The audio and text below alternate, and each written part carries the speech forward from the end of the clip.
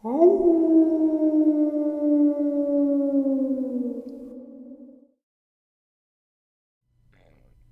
greetings and salutations, everyone. I hope everyone is doing well today. Today, I'd like to share some terrifying Dogman experiences with you. And, well, some other terrifying creatures that live in the forests of America and throughout the world. Before we get into it, though, a couple links. As you know, I rely on Patreon, PayPal, and my merch to help the channel to continue to grow and go. The links to Patreon and PayPal are in the description below. My merch is displayed directly under the video. Also, Dogman Frightening Encounters Volume 1, 2, and 3, the audiobook versions. They were written and researched by Tom Lyons, narrated and produced by me, Jeffrey Nadolny. Those audiobooks are available on Audible, Amazon, and iTunes, the links to which are also in the description as well. And last, but definitely not least, if you'd really like to help support this channel to continue to grow and go, simply subscribe, click the like button, and please leave a comment. Now, everyone, I have taken far too much of your time. Let's get on with today's upload, shall we?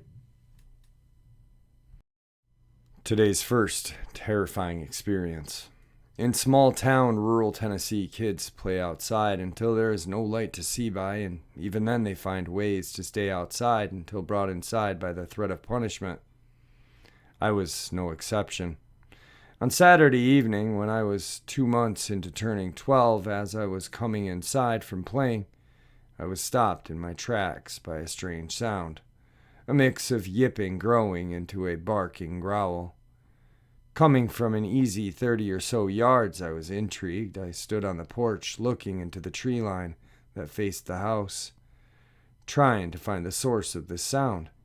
I expected a dog to emerge, as people were always dumping their dogs in the country, and it was rare these animals ever found homes. Most just roamed the woods. Sitting down on the porch steps, I waited for what I thought would be one of these dogs, but nothing. After a solid 10 minutes and a loss of more of the dwindling light, I stood to go inside. The sound came again, this time deeper and much more guttural. It chilled me, the sound. Looking out into the trees, I saw a very tall figure move in between the trees. It was taller than the fence outlying the trees, and those are a good 4 to 5 feet. I took hold of the door. The sound came again, and it felt like it was going right through me. It's difficult to explain. I felt as if I rooted into the spot. I opened the door and moved to step inside. My eyes were locked on the spot where this thing moved toward the fence. I saw a slice of what looked like a shadow coming to life and put what I thought to be a hand on the fence. I didn't wait for more. I stepped inside the house and closed the door after me. I've never spoken of this to another person before now, although I've never doubted what I saw. I never had a name for it. I saw no real features other than vague outline of what prompted me to share this were the details of that outline. It had arms of impossible length, 2 ears on the side of its head that were long and slender.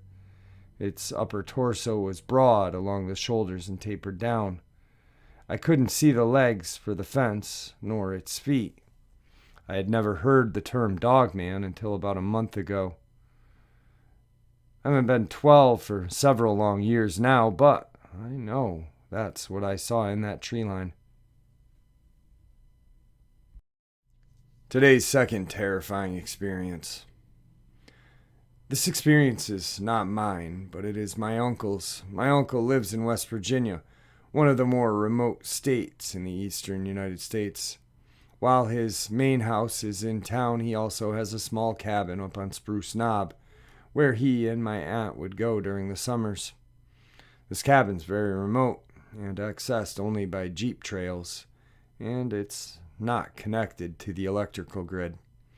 So my aunt and uncle decided to take advantage of a 3-day weekend sometime in the late 80s and headed out to the cabin for some fly fishing and relaxation in the woods.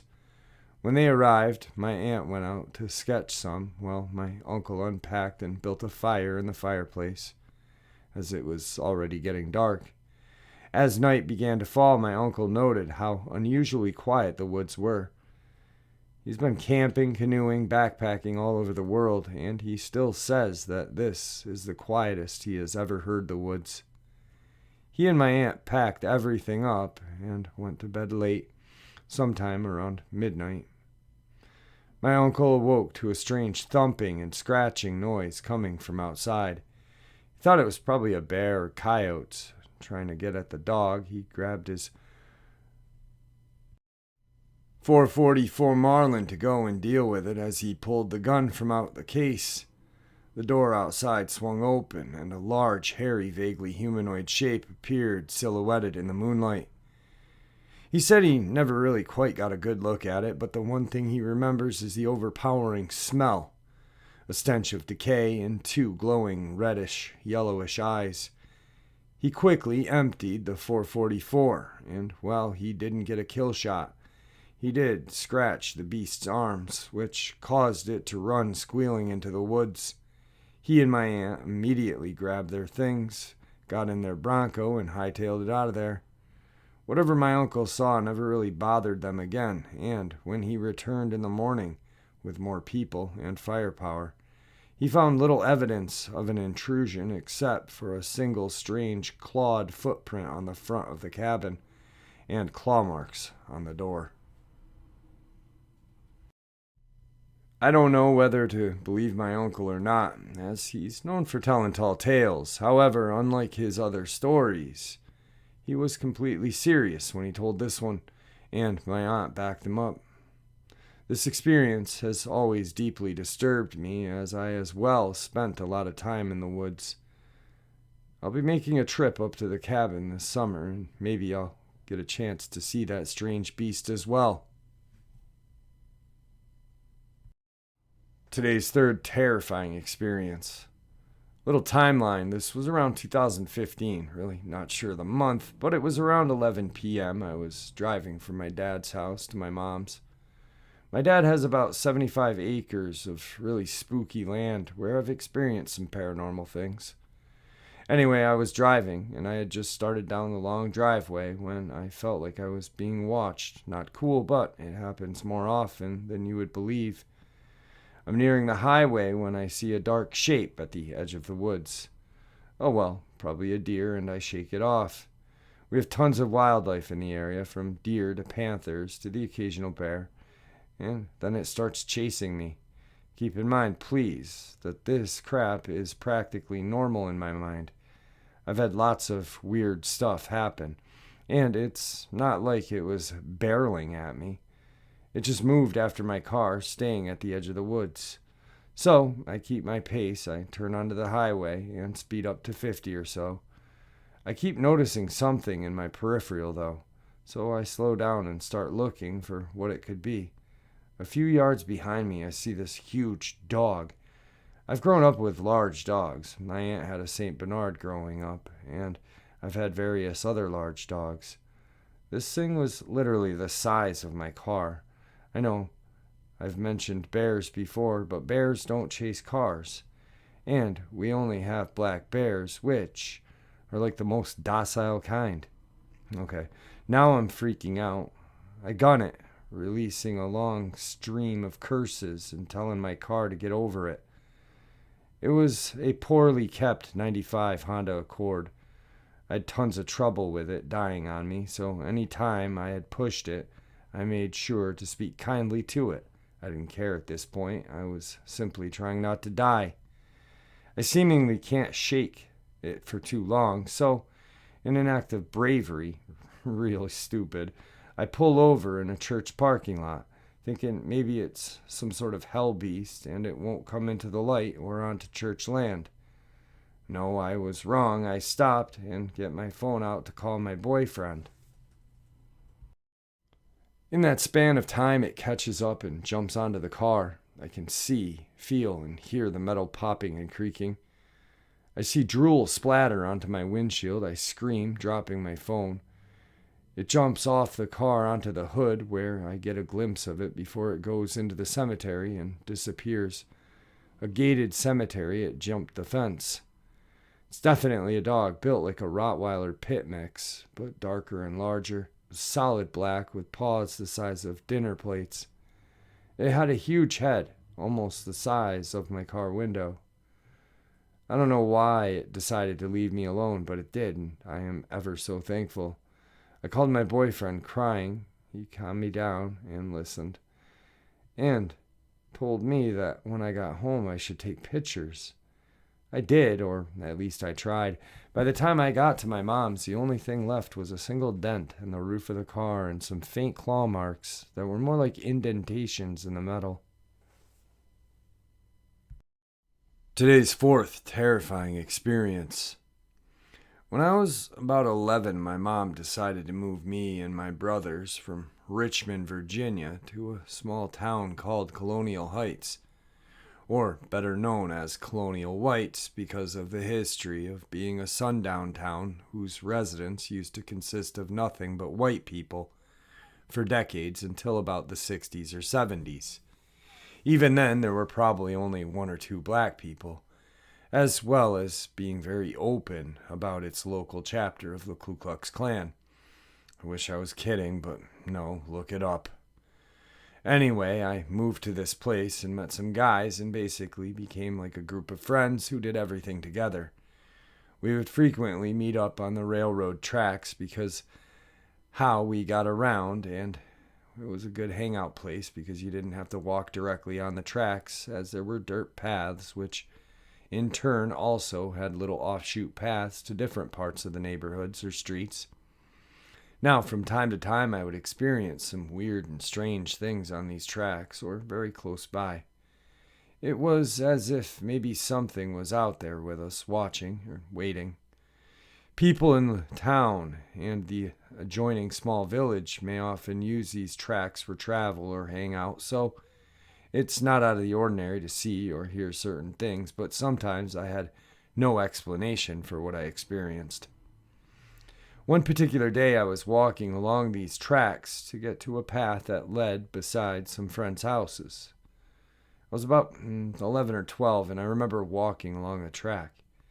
I was far enough away from the main road and any paths that led directly to the neighborhood, so if I had to run from a dog, I'd probably be screwed.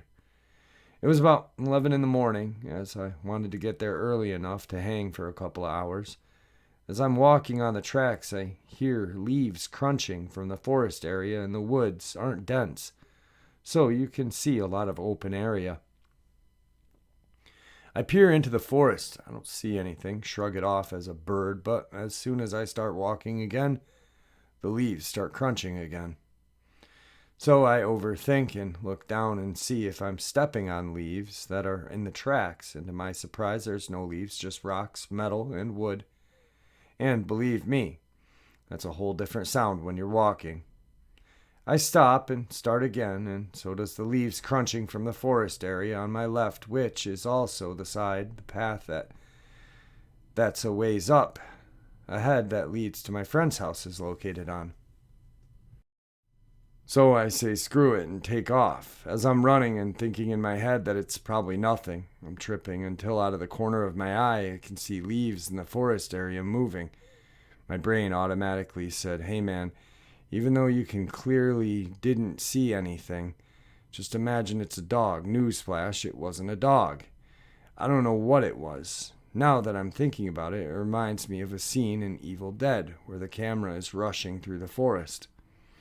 As I get closer to the path I have to take, I'm scared for my life because, as I said earlier, there wasn't nothing there, but there was something moving, and it was moving fast.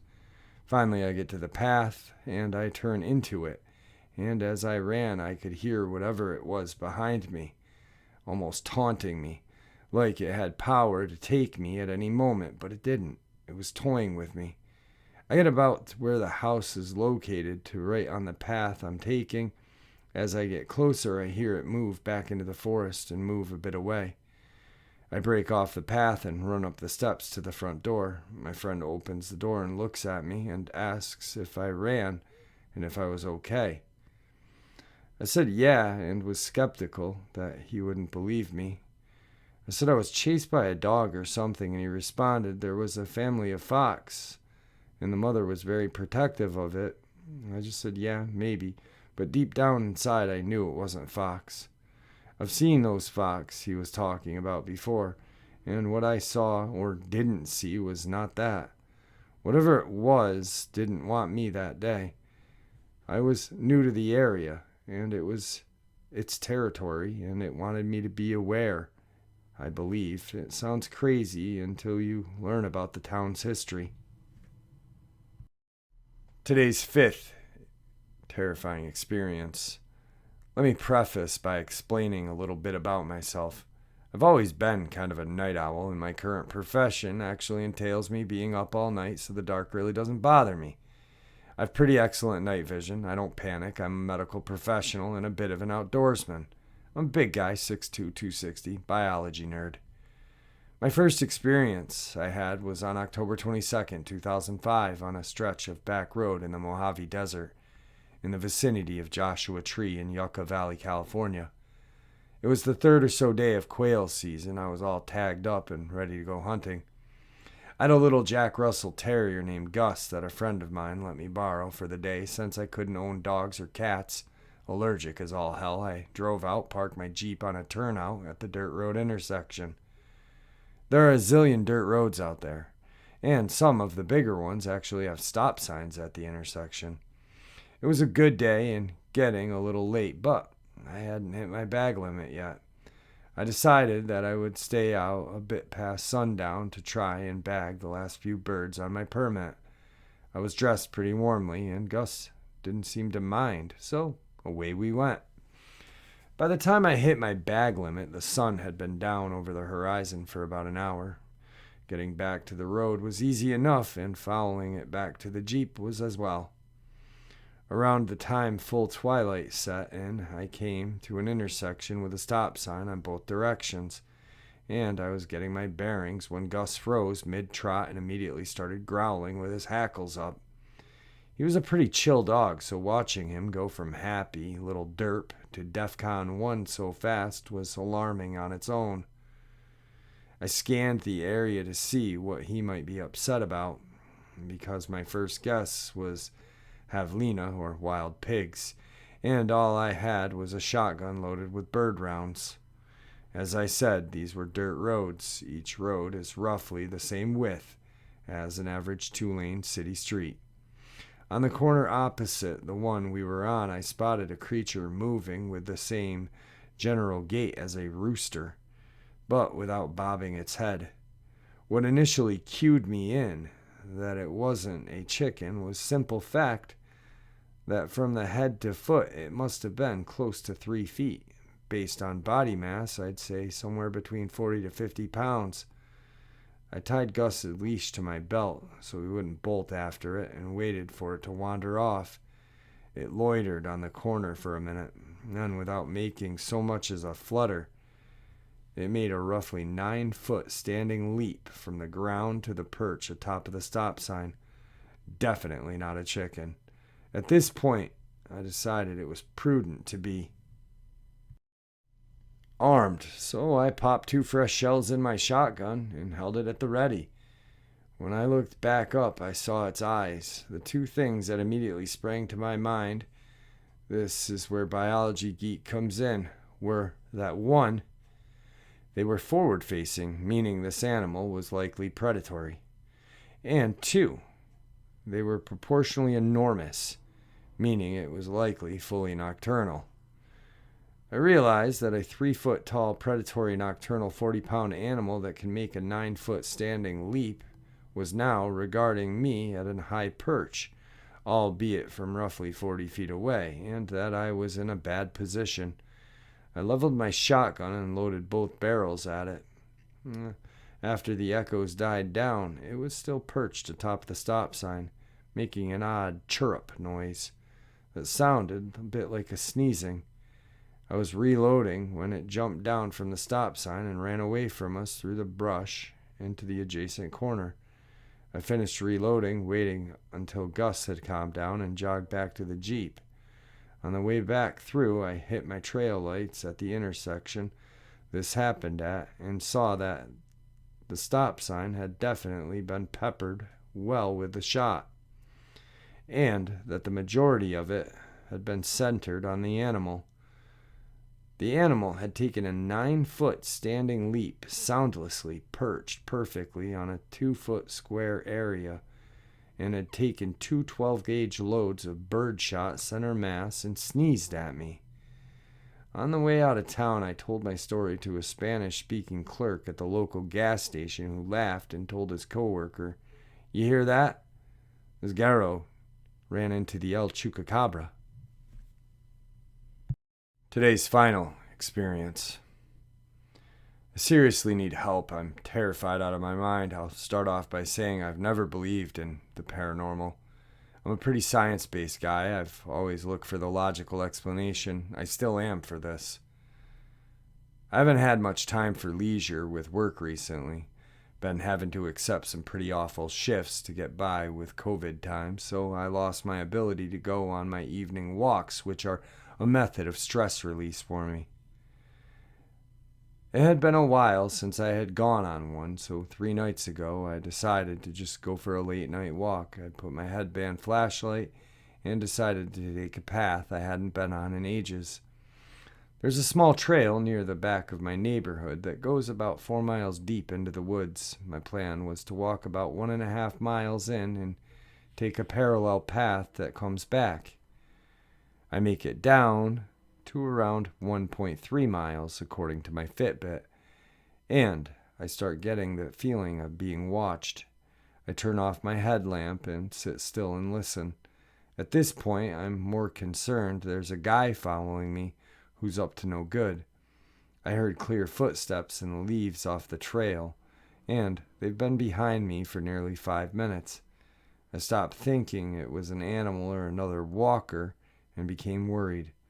Sitting there for probably 3 to 4 minutes, and I hear nothing at all. I turn back on my headlamp and decide to start walking quickly home. About 2 minutes later, I heard the footsteps again. This time, it sounded different. Sounds like 4 feet instead of 2, and it's walking at the same increased speed I am. I turn around quickly with my headlight and my phone light and point behind me. Silence. I get angry and yell out, "Leave me alone, I'm going to call the cops. And if you come at me, I have a knife." Silence. I yell again to get away from me and start walking towards where I heard the walking. About 20 yards out, hard to fully make out because the flashlight doesn't reach too far, I see what looks like a literally naked man running full speed on all fours into the woods. Normally, I'd chalk it up to drugs, but my area doesn't have a drug problem, and there were some details that led me to believe that this was not a person. For one, they were damn near hairless, completely bald, pale white skin, and the way it ran on fours looked natural, not like when you try to run on all fours and look stupid. It looked like its bone structure was designed to walk on all fours. There was no hunch to look, its back was flat, and they were fast. Last thing that happened was straight out of a horror movie. I hadn't heard anything in a while on my way back, but kept turning around to be sure. With about 0.3 miles left to go until I was in the clear, I heard a mad dash through the leaves. I whip around and it stops on a dime. I see the edges of its head behind a tree and yell loudly to try to intimidate. What I heard next I'll never forget for my entire life. It cackled like a monkey, a noise I've literally only heard on nature documentaries. The tone was that of mockery, a predator having fun with me. I didn't stick around. I sprinted as fast as I could back home. I'd love to believe this was some prank or some rabid, bald, diseased coyote, but I got a pretty clear look at it, and it wasn't. It had human feet and human hands, a human head, and a human buttocks, but nothing else about it was human. I called the cops after and told them a man was following me. I didn't want to say some creature because I didn't want them to think I was crazy. They didn't find anything, but they did see quite a bit of activity in the leaves and the dirt about 50 feet from where the trail was, leading far back into the woods before it got to a large stretch of grass where no footprints were seen. After some internal debate, I decided I was going to go back because otherwise it would eat at me not knowing what this thing was. When I first saw it, I had zero idea what it could be. I figured some drugged out or mentally ill man, a prankster, or a sickly deformed animal. After letting it all settle, though, there was just no way any of that was the case. I was trying to justify it in my mind because I've always been a heavy skeptic and anything paranormal. Still am, to be fair, but I'm warming up to the idea that crawlers may actually exist. So I messaged 3 of my buddies, told them everything that happened in detail over text, and asked if they'd come have a look with me. Them being non-believers like me and also just loving adventure and spooky stuff, were more than excited to go. 2 of my friends have guns, and so do I, so we all brought them. One friend had a pistol, one had a shotgun. I had my pistol as well. The other friend was in charge of holding flashlights and giving us the light, one being a phone flashlight, so he would be ready to take pictures at any moment. We waited until 9:30 p.m. when it was completely dark and headed down that same trail I did the last time I was there. My heart was pumping out of my chest, but I felt more confident having friends there. They were joking around, and the thought this was pretty cool. And I tried joking back a few times, but that reality was as I was pretty nervous. We walked a full 1.5 miles. I had planned on walking last time and didn't encounter a thing.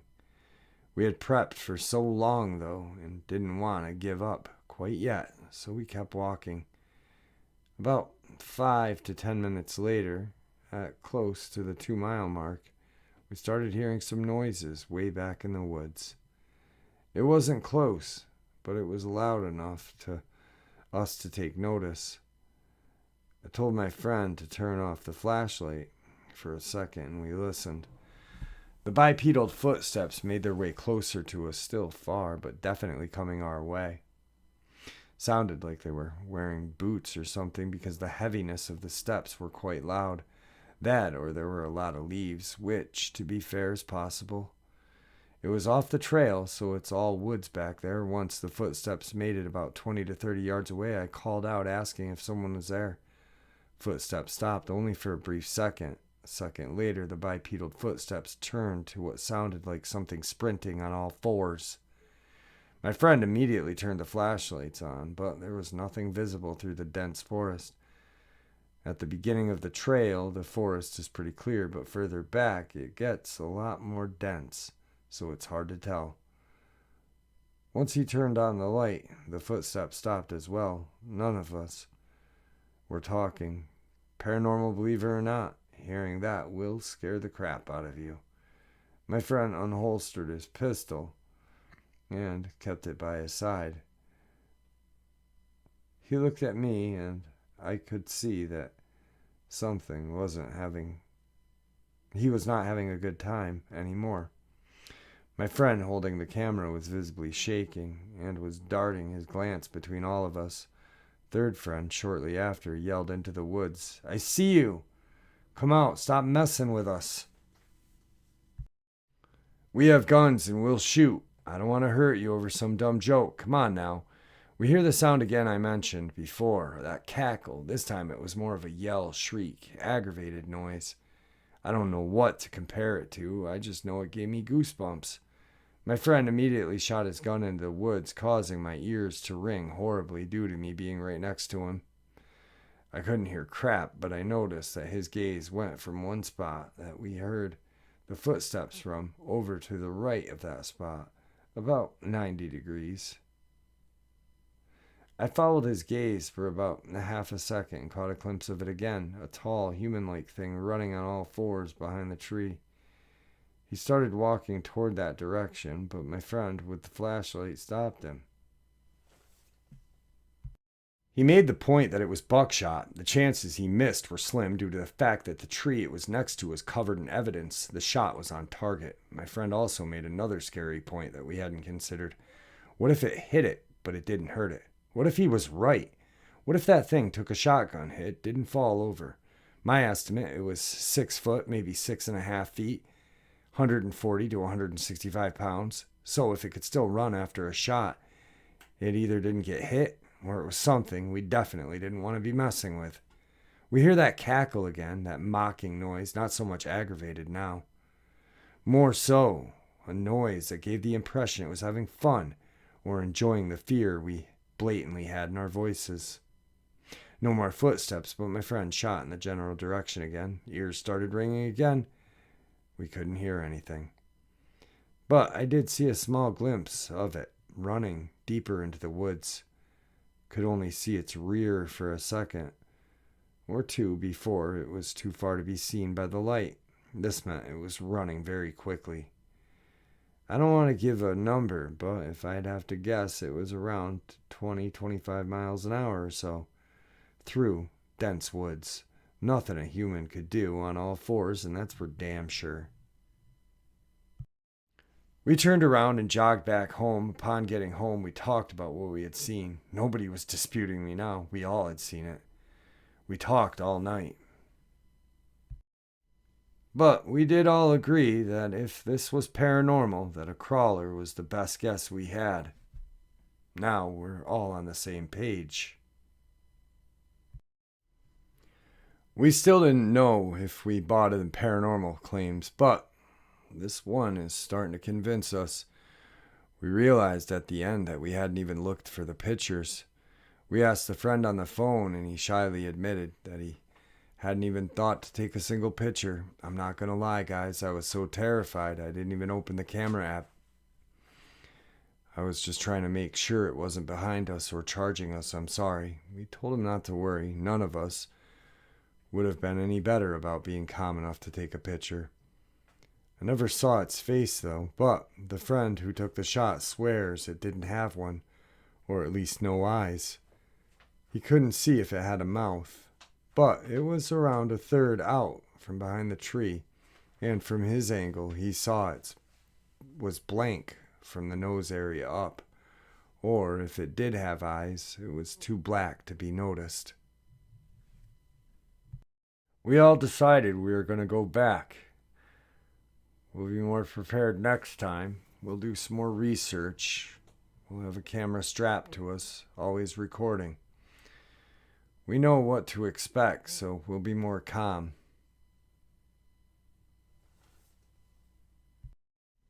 Well, we end up going back.